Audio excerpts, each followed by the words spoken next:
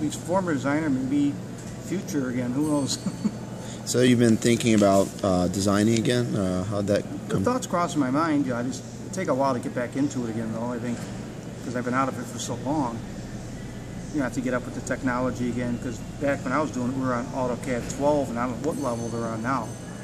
And I know John is doing SolidWorks, and I haven't done anything with SolidWorks. I've been kind of completely out of the computer design area for the last, like 18 years, how long it's been now. So so have you been using computers much? I use computers, but mostly other programs. It's not really for design. It's more of office type stuff. Word, Microsoft Word and Excel, and we got a program called FileMaker that we use. Stuff along that line. And so, let's say your last game, Junkyard, right? Right. How much of it was, done on paper and then in computer? What was the ratio of like computer in the conceptual part of it, in the starting up?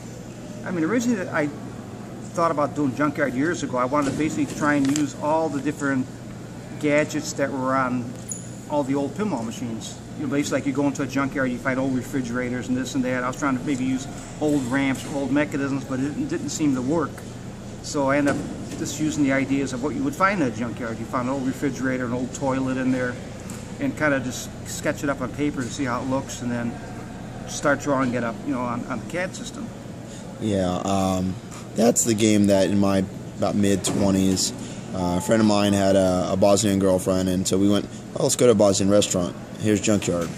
And that game kicked my butt. And he kicked it again and again and again. So I finally moved to Seattle, late 2007. So I've been playing a good amount of pinball since, and now I'm okay at it.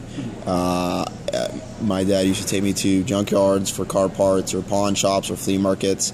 So when I played that game, I'm like instantly thought of my dad. And in junkyards, every junkyard typically has a dog. Right. And the dog is a menace. He's never your friend. And it's that game's fun. So you had the idea for a while before. Before I actually made it, several years before, I thought about doing a junkyard game, just never got around to doing it. I kept coming up with something else to do, and then I decided to finally do it. And I talked to Dwight because we had a good relationship working on Whodunit together. So right.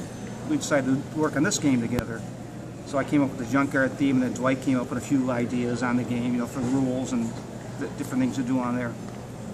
I came up with all the different little toys on there, the toilet, refrigerator, and toilet's great.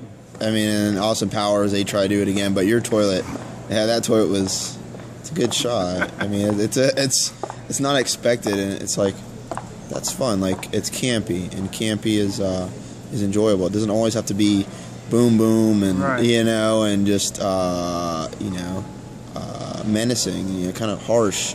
A lot of pinball sounds. I know they're action heroes or whatever, but to me sometimes it's a little grating. It's harsh, whereas right. It can be fun. And I had the idea for the wrecking ball on there.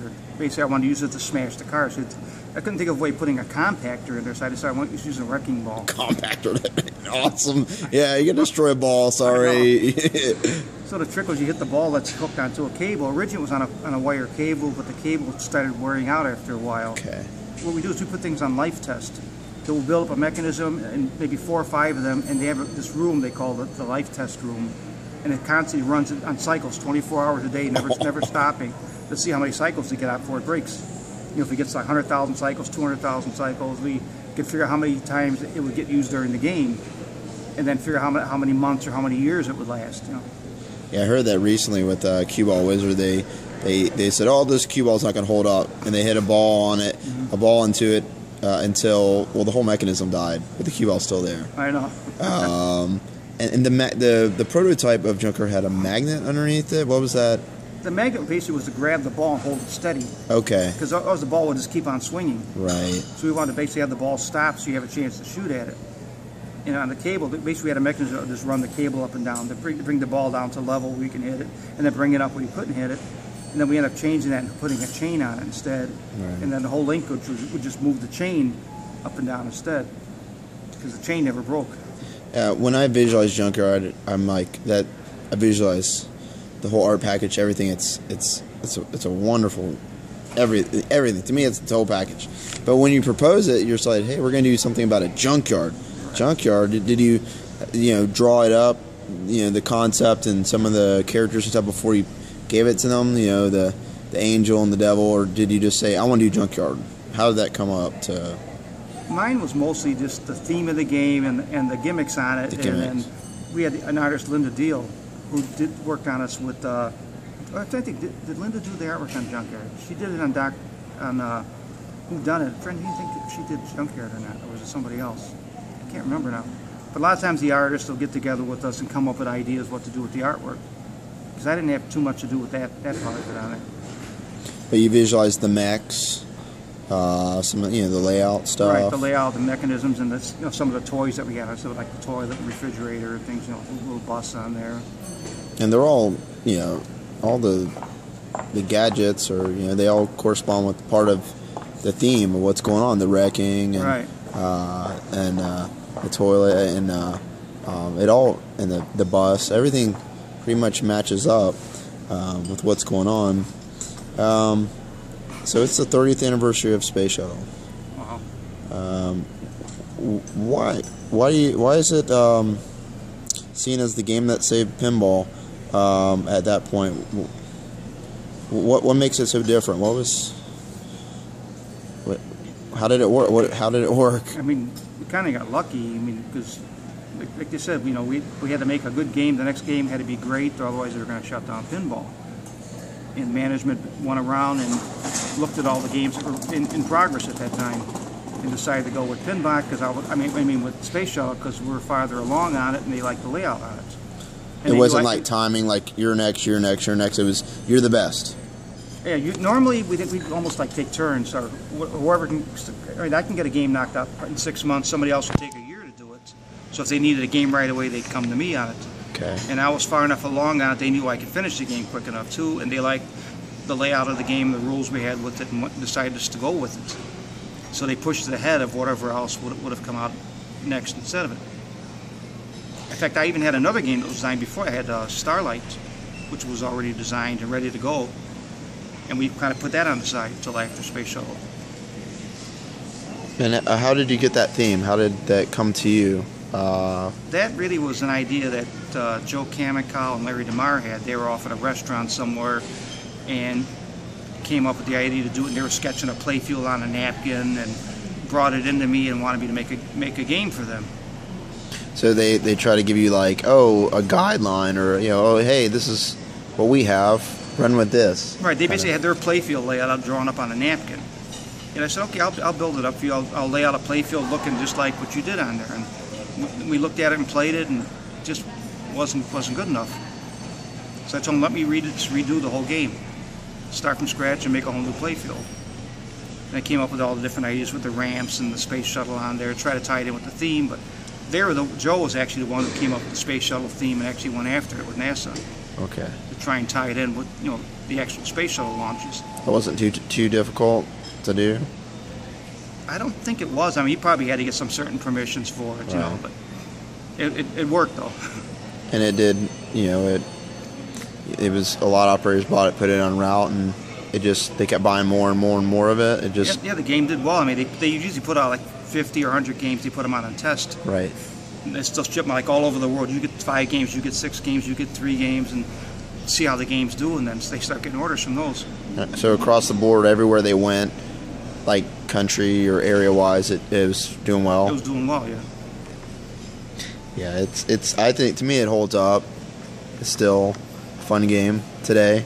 It's one of the first games that they, I think it was early 2000, mid 2000s. They started doing this pinball arcade for PlayStation, Sony PlayStation, and now it's becoming a regular thing that they take an older machine and they digitize it. Right. Junkyard's one of them. I believe Junkyard is one of them. They recently did, and then these games get more popular to people who have never seen it in reality. Right. It's just a digital version, but then they'll come to the shows like this and hunt for it. You designed Doctor Who. Yes. You're a fan of the show, the original. Right. The original. Doctors. Who is your favorite Doctor? The 4th one. Tom Baker. And why? I just like the characters. I like the storylines they had on there. I like the little hat and the scarf. In fact, I even had one of those scarves I bought when I went to some shop that specialized in Doctor Who stuff back then, back in the late 80s or whatever, and I bought one of the Doctor Who scarves, and I used to wear it to work all the time.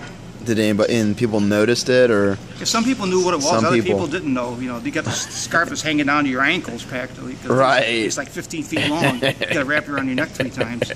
You still have that? I don't know what happened to it. I haven't been able to find out. It could be packed away in a box somewhere. Okay. What was your favorite original game that you designed, and what was your favorite theme-based game? Well, I mean, the original game would probably have to be something along the line of, Comet or Cyclone, because there was really no tie-in with it as far as tying in with a movie theme or something we had to get a license for it or anything, and it seemed to work out well. And your favorite theme, like the one you had a licensed theme? It'd have to be either Dracula or Dirty Harry, probably. I mean, Doctor Who. I mean, don't get me wrong, I like Doctor Who too. That was the last game I had, and that was one of my favorites too. That's a hard game. I know. How did you make a game so hard? Like, did you intentionally make it that technically challenging, or what was the thought behind that? Because that's my hardest game I have on location. It was kind of a toss between myself and Bill Futzenroy. We kind of worked on the rules. I did the playfield on it and tried to make nice, clean shots, and some of the upper flipper to make the shot up the ramp on there. And we kind of worked on the rules together, what to do, what this would do, what would that do. How do you get a doctor, or just different things on there, different jackpots and bonuses, and kill the Daleks. Oh yeah, that's great. It's basically the art main place I can put on route because it's so exciting. Yeah. When you get into multi-ball, I mean, it goes completely nuts. And I have mine at a movie theater, and there's a lot of Whovians that walk by, and I can tell every time I collect monthly that there's new people playing it. And unfortunately, the movie theater, it's loud. So it's really not going to be a conflict. Whereas an arcade, it'd probably cut through, or any other typical casual locations I have. And why Dracula? Why Dracula? I mean, Dirty Harry, you went for that one. Right. It's pretty easy to get Dirty Harry. I don't remember any problems getting it. I didn't actually get to meet Clint Eastwood. Our sound guy did. I know it was Chris Granner, I think, might have been the one, or Paul Heiss, one of the two, went out there and actually recorded custom speech. And you're happy with that? Yeah, it was great. I was glad to have the real voice, because we were trying to use different snippets from the movies. We sat and watched every single Dirty Harry movie just to try and come up with things from the movie to put into the game, either speech or maybe an idea of something in there that they use in the movie. Okay, and then Dracula, it was originally Aliens 3? It was going to be like a takeoff an Alien 3, or maybe a version of all of them together, but originally it was Alien 3. How much of that original Aliens layout, playfield layout, and like rule set translated over? Most of the playfield was pretty much the same, except for the part with the coffin up there. The coffin. That was like something else that added into it when we ended up doing Dracula. As far as the rules, we didn't really get real far in the rules. You weren't there yet, yeah. Had a playfield layout. I don't think we actually started programming it or doing anything else with it yet. Until the transfer to it being Dracula. So basically we had to just come to a stop with it, don't do anything else on Aliens, and switch over to Dracula now. Wow. Are you more excited to do Dracula, that it was Dracula as opposed to Aliens? At the beginning I wasn't, but then when I got the game finished, I was impressed with it then. Yeah, that's a fun game. Now, actually, I don't know, it's up there. That's difficult too. That's one of my most difficult games out. I have to make it easier. I close an outlane at some locations to make it easier. But it's challenging. Both of those are really challenging but rewarding games. Right, they always want to get the games where you get like a 30-second ball time on, like as an average, And some people want more, then they have to adjust the post because people want to make money on the game too. So that was the big thing with it. We'd have people play the games and see how many games we get and how much time was used, because there were counters inside the machine that could tell you how many minutes you played, how many balls you played. Was that a part of the equation of designing a game in the 90s? Is that the ball time? Part of the equation, I guess, was how they adjust the post on there for the drains. If it's too easy or too hard, they would adjust them up or down. You know. So you made it adjustable to where it wasn't like part of the design as a whole. You know, I have to design this game to be 30 seconds. Yeah, that's basically, it's the operator's discretion to open it up or close it up. You worked on Time Warp? Yes. Okay. Long time ago. Yeah, but what's the story behind the banana flippers? That was a management decision again. They put banana flippers on, I think it was Disco Fever. That was the first game they had it on there, and management basically says, the women like playing the games because it's easier to cradle the ball. So we want it on this game now. So we put it on there. I didn't like it, but I couldn't really fight it, Right. So it was up to the operator. I don't like the banana flips. I'm changing. They can change them. Right, it's your game. Once you buy it and do what you want with it. So at the end of the day, you like regular flippers better than the banana flippers. Because it's too hard to make some of the shots, especially if you want to make like a shot on the left side and you're trying to get it with that hook on there. You can't do it. It's like. It was great for reverse shots, though. Right. I mean, it basically instantly makes every shot kind of silly. Right. But the good thing about it is that there were really no ramps on the games back then. Right. Except for like the little wire ramp we had on Time Warp. That was it. But that only went up like a half an inch, I think. Because you'd never be able to make a ramp shot with those things. It makes it more of a... I played a few out on location, and it's a looker. I mean, the banana flippers are like, it's neat. And you play it, and then they're like, that's difficult. And it gives it a little more randomness, I guess. But... there's standards for reasons in pinball with flippers. To me, if you had the freedom and the backing to make any theme of game today, what would you like to do? Wow.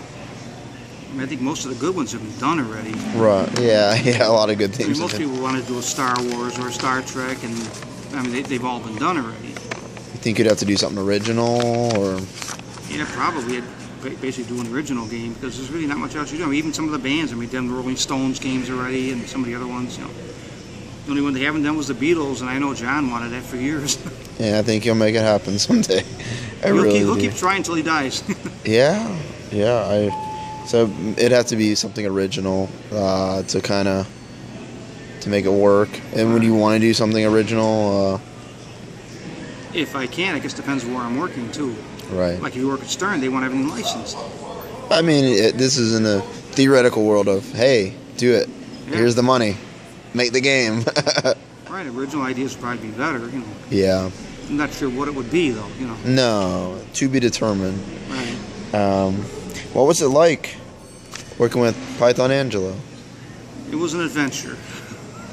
I mean, you never knew what was going to happen next with him. If he's going to show up the next day or disappear for 2 weeks at a time, which he did a lot too.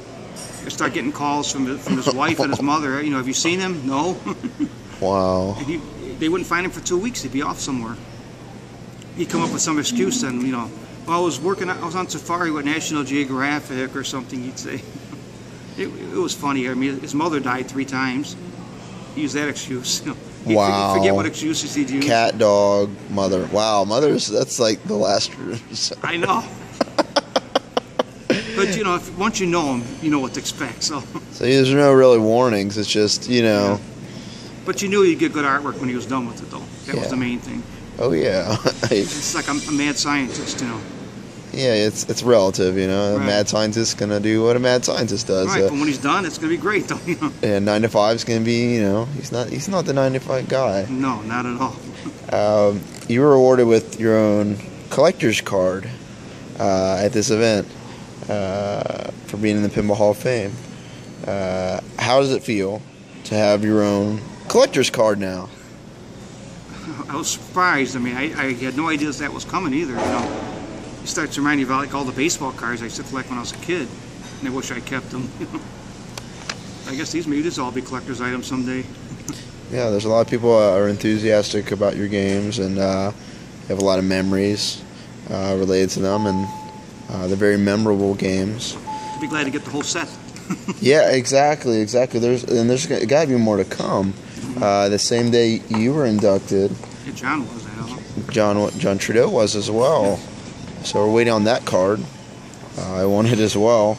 I'm waiting on that. And if you design another game, will you initially start designing on paper, or will you learn new computer drafting software and CAD? Well, eventually I'll have to get back into doing CAD, but at the beginning I like to just do something on paper. Sometimes I'll even just take a small piece of paper and sketch something on there, try to draw it up to scale. I used to take this 8.5 by 11 sheets of paper and draw everything quarter scale on there. Just make like a little miniature play field, just to get an idea down. And that scale in your head, scaled pretty good? Yeah, it worked out pretty good. I mean, I always enjoy drawing it on a drafting table because I can draw it full size. Right. As opposed to drawing on a computer screen, you have to kind of just visualize it. That's absolutely, yeah, you're imagining it. Each grid block is whatever, an inch or... Right. But when I did it full scale, I was able to take like a 36-inch, yardstick, and I can put it on the flipper and see if the shot's going to work. And actually check out the angle with it. Okay, it's not going to work. I got to move the ball guide back a little bit because you can't make that shot from the flipper. And that was the easiest way to figure out how the shots would work. They get them nice and clean. And then you also figure out the angle when the ball comes back off the guide. It has to come back to the flipper and not go off between them.